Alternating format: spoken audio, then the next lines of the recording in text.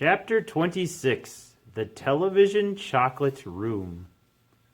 The TV family, together with Charlie and Grandpa Joe, stepped out of the elevator into a room so dazzlingly bright and blazingly white that they screwed up their eyes in pain and stopped walking.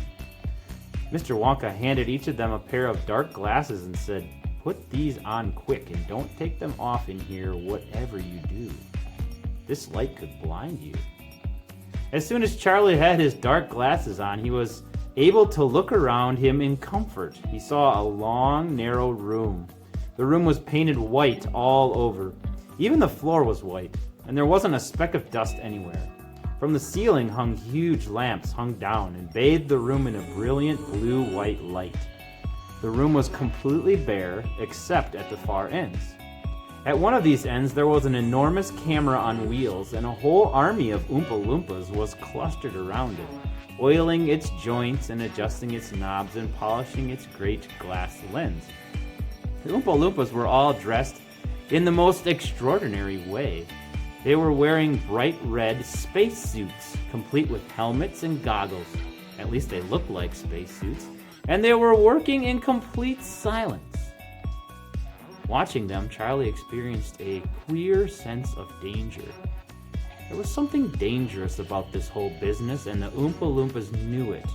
There was no chattering or singing among them here, and they moved about over the huge black camera slowly and carefully in their scarlet spacesuits. At the other end of the room, about 50 paces away from the camera, a single Oompa Loompa, also wearing a spacesuit, was sitting at a black table, gazing at the screen of a very large television set. "Here we go," cried Mr. Wonka, hopping up and down with excitement. "This is the testing room for my very latest and greatest invention, television chocolate." "But what is television chocolate?" asked Mike TV. "Good heavens, child, stop interrupting me," said Mr. Wonka. "It works by television. I don't like television myself. I suppose it's all right in small doses. But children never seem to be able to take it in small doses.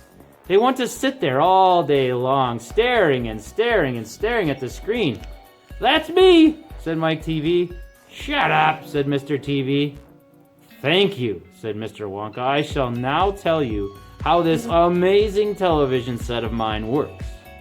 But first of all, do you know how ordinary television works? It is very simple. At one end, where the picture is being taken, you have a large movie camera, and you can start photographing something. The photographs are then split up into millions of tiny little pieces, which are so small that you can't see them. And these little pieces are shot out into the sky by electricity. In the sky, they go whizzing around all over the place until suddenly they hit the antenna on the roof of someone's house. They then go flashing down the wire that leads right into the back of the television set. And in there, they get jiggled and joggled around until at last every single one of these millions of tiny pieces is fitted back into its right place, just like a jigsaw puzzle. And presto! The photograph appears on the screen. "That isn't exactly how it works," Mike TV said. "I am a little deaf in my left ear," Mr. Wonka said. "You must forgive me if I don't hear everything you say." "I said that it isn't exactly how it works," shouted Mike TV. "You're a nice boy," Mr. Wonka said, "but you talk too much. Now then, the very first time I saw ordinary television working, I was struck by a tremendous idea.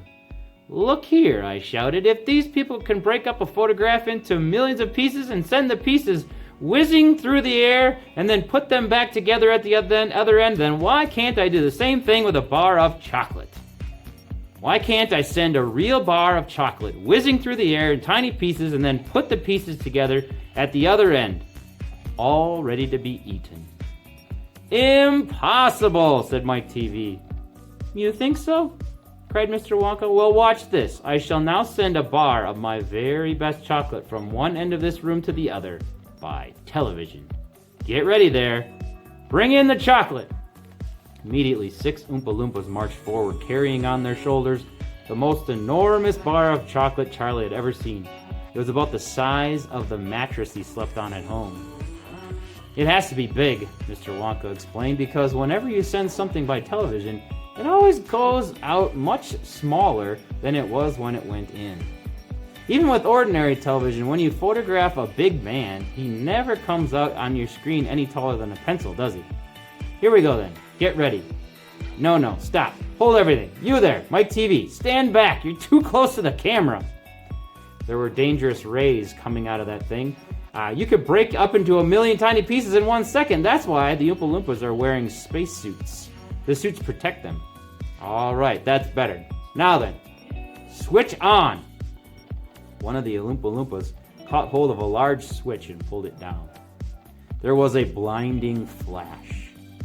The chocolate's gone, shouted Grandpa Joe, waving his arms. He was quite right. The whole enormous bar of chocolate had disappeared completely into the air. It's on its way, cried Mr. Wonka. It is now rushing through the air above our heads in a million tiny pieces. Quick, come over here.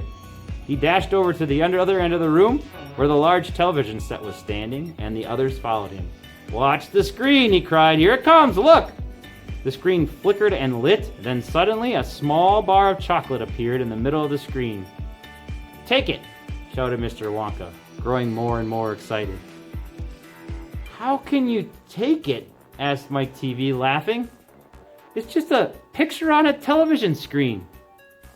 Charlie Bucket, cried Mr. Wonka. You take it. Reach out and grab it. Charlie put out his hand and touched the screen, and suddenly, miraculously, the bar of chocolate came away in his fingers. He was so surprised he nearly dropped it. Eat it, shouted Mr. Wonka. Go on and eat it. It'll be delicious. It's the same bar. It's gotten smaller on the journey, that's all. It's absolutely fantastic, gasped Grandpa Joe. It's a miracle. Just imagine, cried Mr. Wonka. When I start using this across the country, you'll be sitting at home watching television, and suddenly a commercial will flash onto the screen and a voice will say, Eat Wonka's chocolates. They're the best in the world. If you don't believe us, try one for yourself. Now. And you simply reach out and take one. How about that, eh? Terrific, cried Grandpa Joe. It will change the world.